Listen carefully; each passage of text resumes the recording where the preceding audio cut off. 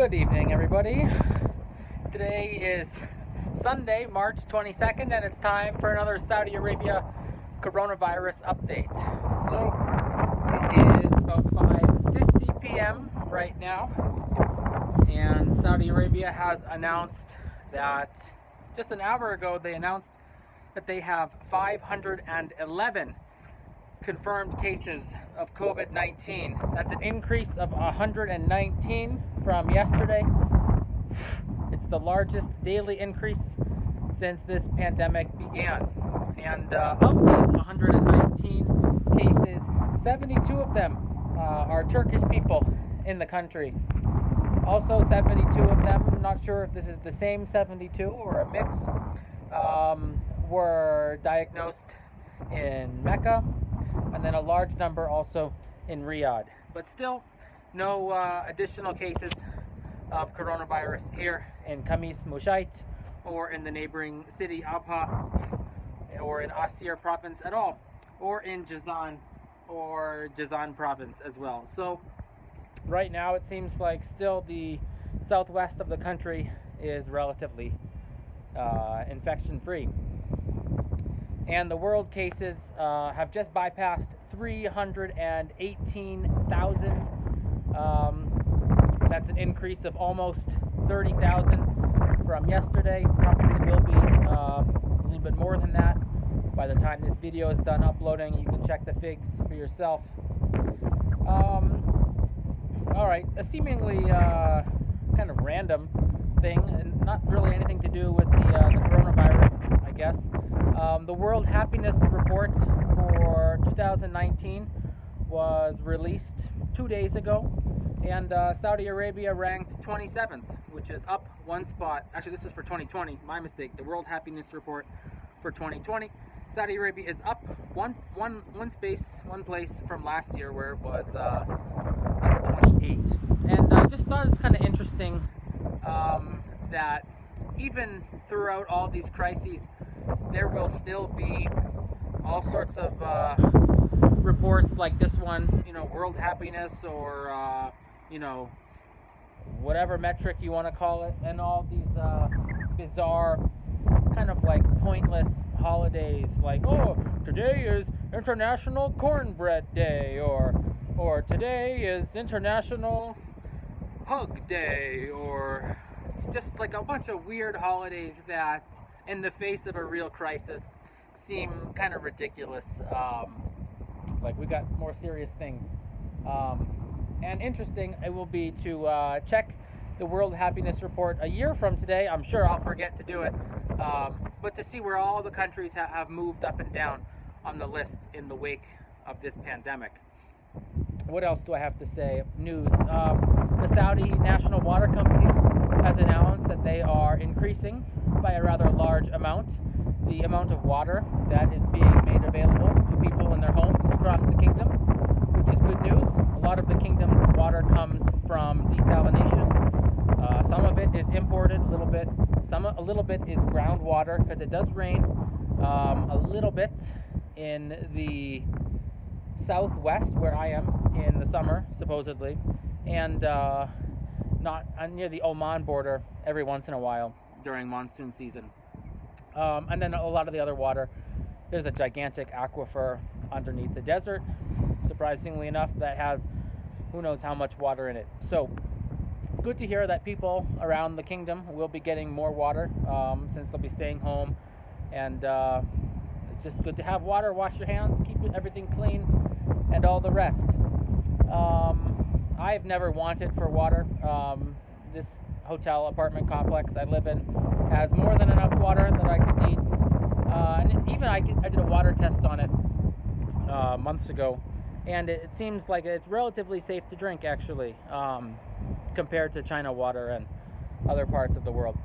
Nevertheless, I still have bottled water, and I do not drink the water that comes out of my tap here.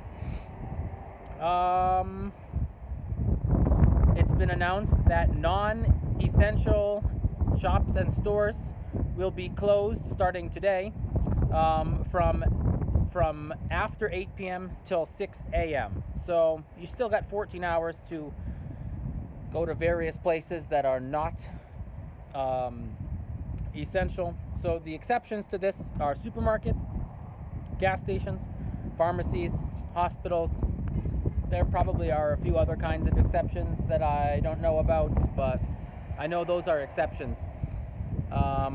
So I think this means restaurants are closed after 8 o'clock, which I'm not really leaving the apartment anyway. Haven't left it in more than 5 days, so not a big deal for me. But maybe people who are ordering Hunger Station, which is like Uber Eats or Grubhub or whatever the other ones are called. Who knows what I don't know them. I don't use them anyway. So just slowly things are starting to clamp up. And lastly, I want to leave you with just a little thing about Yemen. Saudi Arabia had a meeting with Yemen about confronting COVID-19, aka the China virus, aka coronavirus. And the meeting was about arranging to provide supplies, medical supplies, food, and water. I don't know exactly what kind of supplies they have that they're sending over. And they're also working with some Yemenis in Aden, I think, which is a coastal city not too far from the Bab el-Mandeb, which is the strait across from which is Djibouti and Eritrea and Somalia.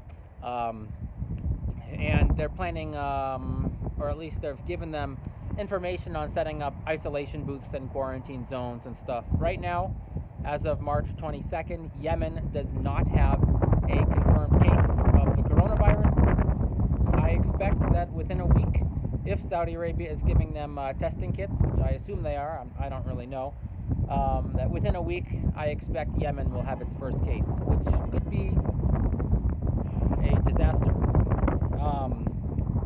It's also worth noting, because this was mentioned in the article, and why not, that in 2019, Saudi Arabia was the 5th largest humanitarian assistance funding nation, according to the UN Financial Tracking Service.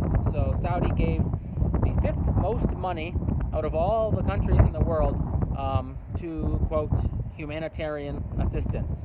And it's worth noting that China didn't appear once on the top 20 list. And the list is in order. Number 1, United States, my home country.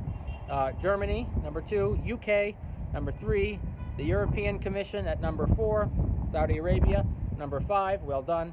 The European Commission again at number 6. This is the European Commission for Refugees in Turkey. I guess that's different from the regular European Commission. Then Sweden, the United Arab Emirates, and coming in at number 10, I think, maybe number 9, is Canada. And speaking of Canada, last thing I have to say today.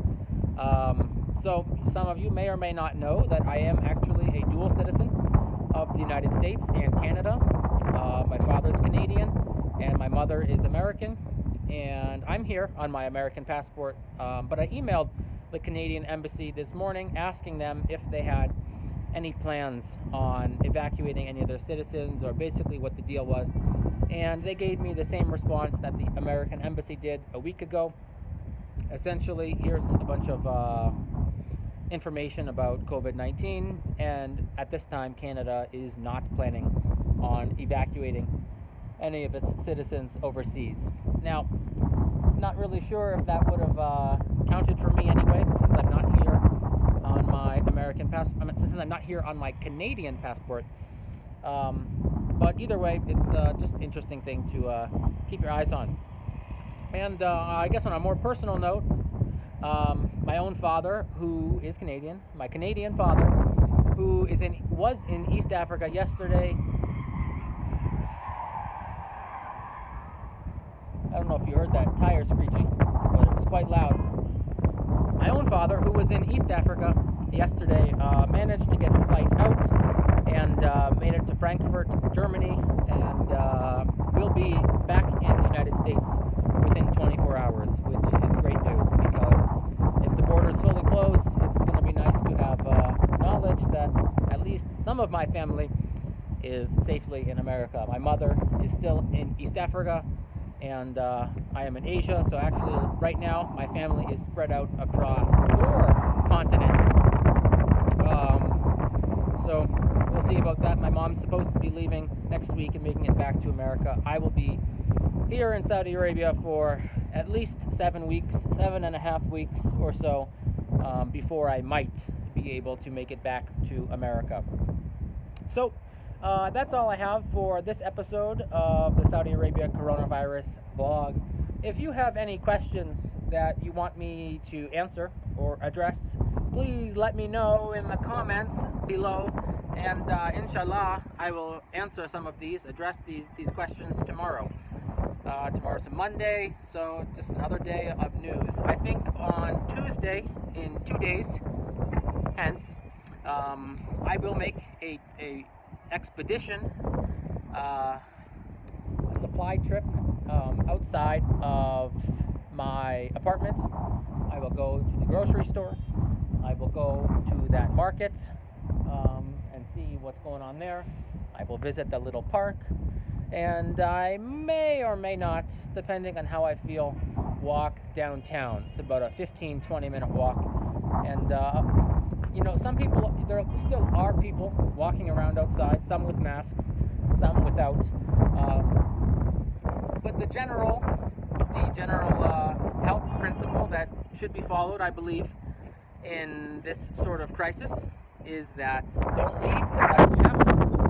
So I'm sheltering in place pretty much. I'll do 7 days straight, and then I'll leave on the I guess the end of the 7th day, or the end of my whatever 7 times 24 is, 168, I get that right, hours. So generally, just don't leave unless you have to leave. People are just, you know, not playing smart with their health and running the risk of infecting others. I am still interacting with other people in my hotel, so it's not like I'm, you know, fully, you know, out of this human system. But teaching online, spending most of my time in my apartment, so far I'm doing all right, I think, and no flu symptoms yet. So thanks for watching, everybody. Like and subscribe, all that stuff. I'll see you guys later.